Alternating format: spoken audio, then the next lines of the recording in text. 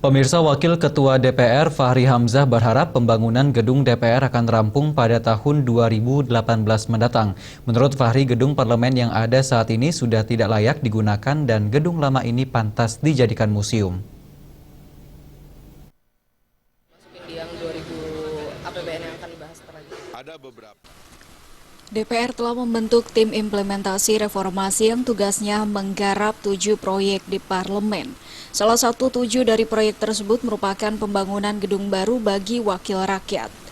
Wakil Ketua DPR yang juga ketua tim tersebut, Fachri Hamzah, berharap pembangunan gedung baru DPR akan rampung pada tahun 2018 mendatang.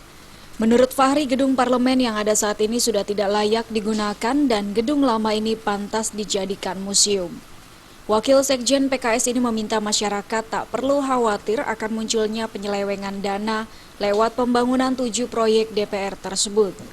Sebab, kata Fachri, pihaknya sudah menggandeng Badan Pemeriksa Keuangan (BPK) untuk melakukan audit seluruh penggunaan anggaran pembangunan gedung tersebut. Beberapa kan di APBN 2016 tentu harus masuk yang utama, karena yang kemarin itu ada nyambi-nyambi sedikit di 2015 di APBNP di 2016 tentu nanti karena ada beberapa proyek yang multi years gitu 2017 juga dapat ya. Kami berharap 2018 ini proyek ini selesai semua biar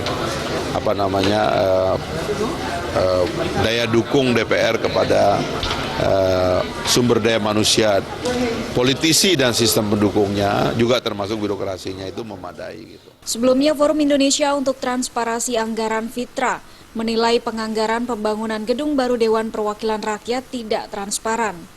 Penganggaran untuk proyek DPR senilai 1 triliun rupiah lebih itu layaknya anggaran siluman.